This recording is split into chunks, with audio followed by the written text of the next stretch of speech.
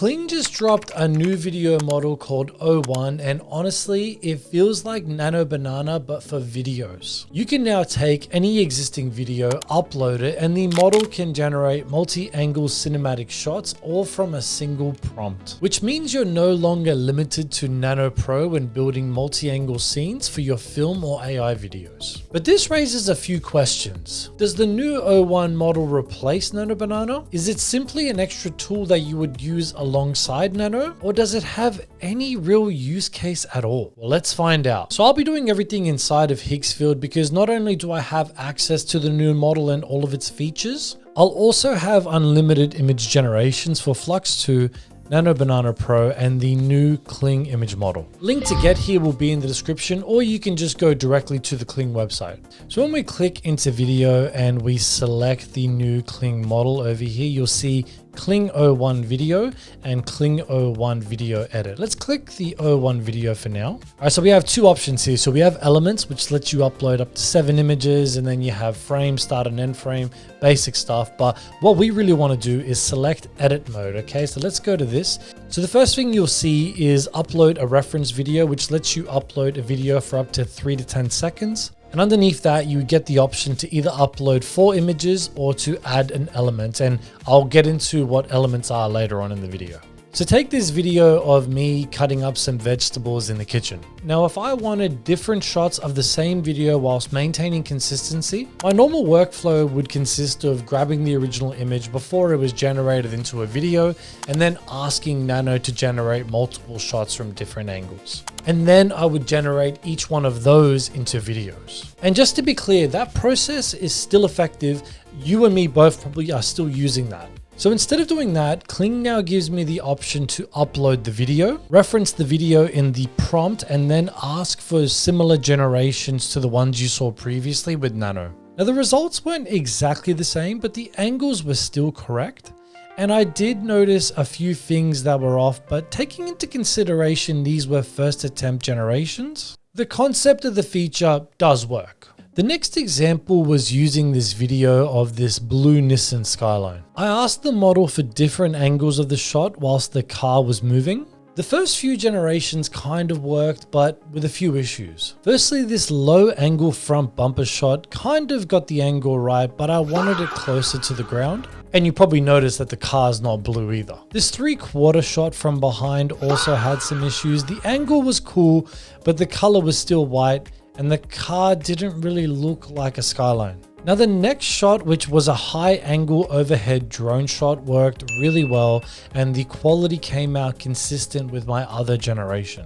Now, a quick thing I want to point out, I didn't write any specifics about the color of the vehicle or the type of vehicle it is. So I wanted to try it again, but this time I wanted to add those details into the prompt. Firstly, I tried the low angle shot from the front again, and this time the color and the angle was much better. Then I tried a close-up tracking shot of the front wheel, which also came out really good. And lastly, I wanted to focus on the driver of the vehicle, and that generation came out really good too. So very obvious solution there, just add more details into the prompt and you'll get more consistent results. But what if you don't want to add those details in every single time?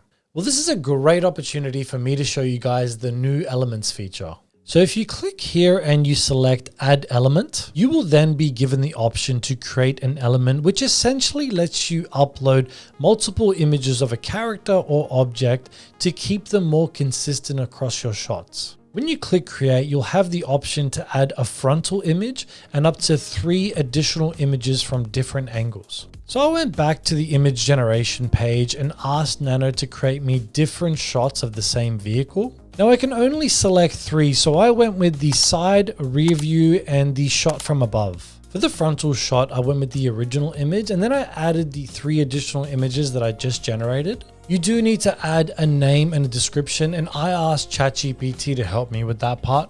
Now, once you click generate, you'll then see the option here, which you can select. All you have to do now is write at, and you can select the video, and then you can also select the element. And now we can ask for different angles of the video without having to describe the make or color of the vehicle. So in theory, we should be able to get better generations because the model has more data to work with. But here's how the results came out after generating about 10 different shots. The front tracking prompt generated the same video. The rear tracking prompt did work. The side profile prompt generated the same video. The low wheel prompt generated the same video. The aerial shot worked, but essentially used the shot from the image I provided. The 3/4 front angle shot generated the same video. The 3/4 rear shot worked, but used the same shot from the image I provided. The interior shot worked, but I was driving backwards. The camera hovering prompt worked. And the wide distance shot actually came out kind of cool. So was the consistency better? Yes. Did I get all of my generations on first attempt? No. Could I have just used the individual images and generated the different shots individually instead of doing what I did? Probably yes. And keep in mind, I could have just used the Halo 2.3 fast model for half the cost of the credits. Now, I hadn't written off the model yet, and I really wanted to give it a try with a different example. So using this video of my character walking down the street, first I asked for a high angle shot, but it loses track of my character. Then I tried a low angle shot, and this was close to perfect. The side angled shot worked really well too. And the final one, which blew me away, was the rear tracking shot, which came out beautifully. So at least 3 out of the 4 generations came out alright. Now I still needed to do more tests before answering my 3 questions. So this was a great opportunity for me to try out the new Kling image generation model, which according to them has some really photorealistic shots. I grabbed some prompts and generated the same image using Nano Pro, Flux 2 and Kling 01, which I do want to give them a bit of a shout out. Every time there's a new image model, they're like so quick to just add it on there. I don't know what they're doing, but yeah, they've got things down pat. Link to get there will be in the description. Anyway, here's how the results came out.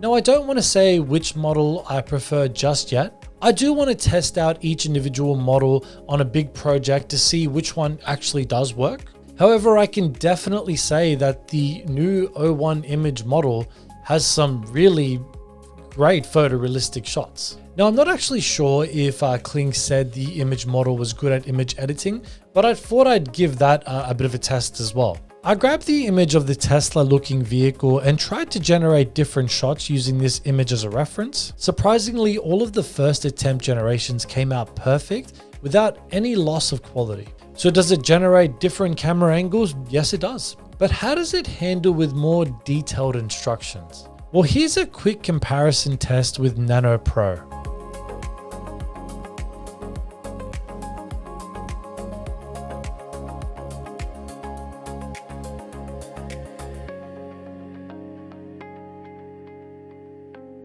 So there was a few things I noticed in that test. All of the images generated by Halo took much less time to complete in comparison to Nano Pro. Now, I'm not sure if that's just because people are using Nano Pro more, but it was like a significant amount of time. I'm talking like more than 10 minutes. The other thing I noticed is that most of the images I generated with Halo worked and kept their realism.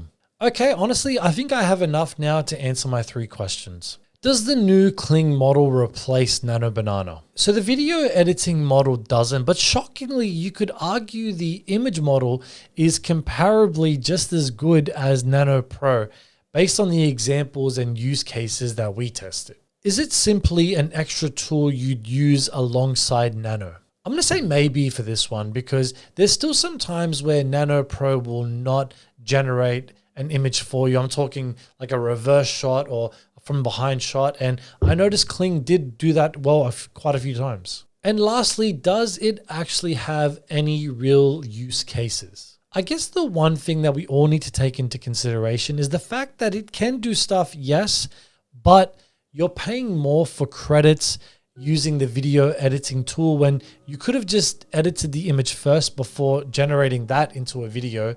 And I guess you would have had more control and you would have saved yourself guessing if the video would work. So look, that's one thing I'm going to say. but I was still impressed enough to do a video about it. So honestly, I do think it's a win for Kling regardless. Either way, I'm going to leave it there, guys. I'll catch you all in the next one.